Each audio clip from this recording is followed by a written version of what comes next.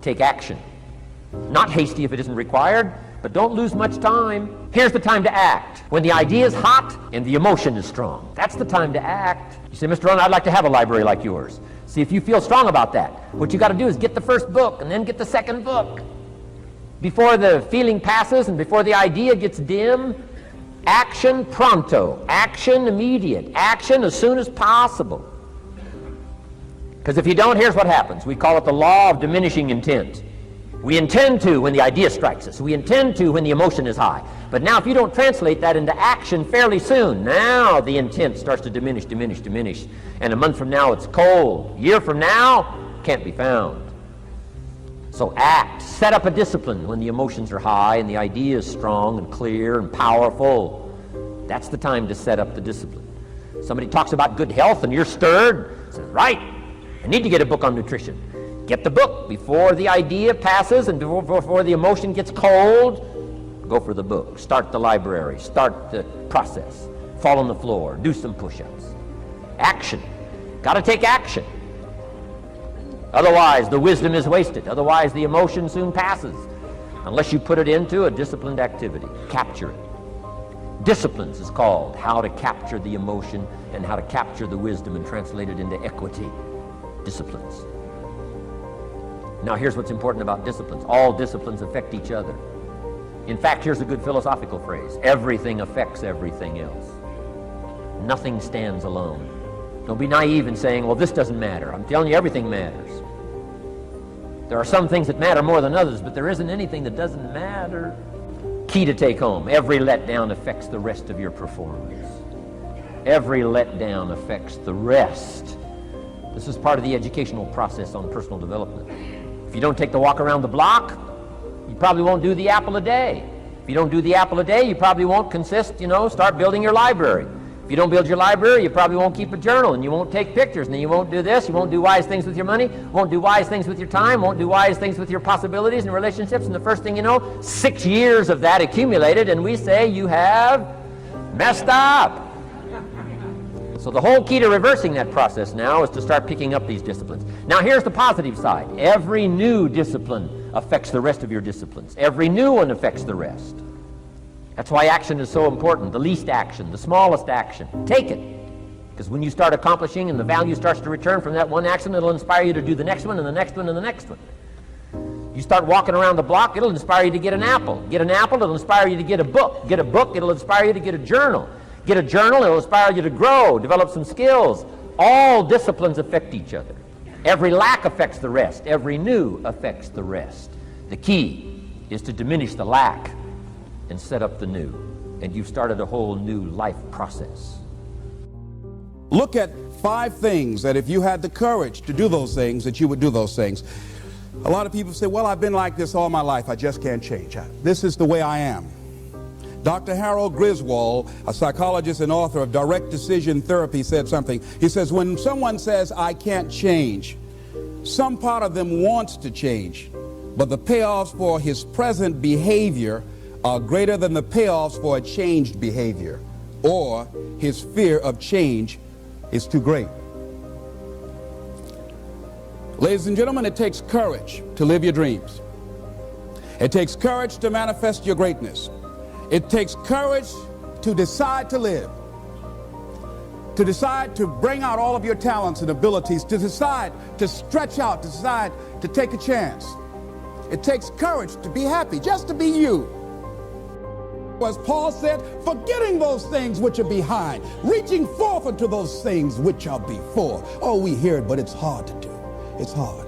What you have is enough. Whatever you have to give. And the more you give, the more you realize you have to give. And we all have to.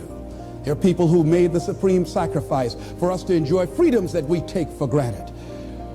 Oh, none of us can feel that we have nothing to give back. Next thing is, giving empowers you.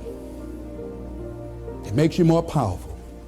See, the more you give to life, the more you're able to get from life. See, most of us go through life, ladies and gentlemen, feeling that we don't have enough to share, feeling that we will be depleted if we give of our resources because we don't see ourselves connected to the abundance of life. I feel very strongly that we can make an incredible difference in life. Phyllis Marx said, giving empowers you because taken to its ultimate, what you are really giving is love. Love is the motivating force behind the infinite supply of universal energy. Love truly makes the world go round. And as with anything circular, it's going, keep coming back. Phyllis is right. So as she continues to give love and hope to these people, she receives love and hope for herself and helping to begin to restructure and redesign the kind of life that she wants. We all have had experiences in our lives that if we permit these experiences to do so, we will allow them to weigh us down. If we permit them to do so, they will be luggage that will be dragging through life, holding us down, stifling our potential to give and to contribute in life. If we continue to carry all of these things, we can never be open to the love and the abundance and the opportunity that life has to offer us because we are so full with what we've got. We need trust. When we're surrounded by people who believe what we believe and trust starts to emerge, when we trust them and they trust us, we're more willing to take risks. We're more willing to experiment, which requires failure. We're more willing to explore and go somewhere that no one has ever gone before with the confidence that if we fail, if we trip over, if we turn our backs, that those within our community, those who we trust and who trust us, will look after us while we're gone, will pick us up when we fall over, will help us when we're hurt. Our very survival depends on it. We're not good at everything. We're not good by ourselves. You know, if I send you out to go fight a saber-toothed tiger by yourself, odds are tiger 1, you 0. It's not gonna go very well. But if you go out as a group, we're pretty damn amazing. And the reason is because we all have our certain strengths and we all have our certain weaknesses. And the goal is not to fix your weaknesses. The goal is to amplify your strengths and surround yourself with the people who can do what you can't do. But it's not just based on skills and application and experience. It's based on what you believe. It's based on what you believe. You see, simply being good at something and having somebody else being good at what you're no good at does not mean you will trust each other. Trust. The sense of trust comes from the sense of common values and common beliefs. I can prove it. I just ran across a quote the other day that says, education is the great equalizer.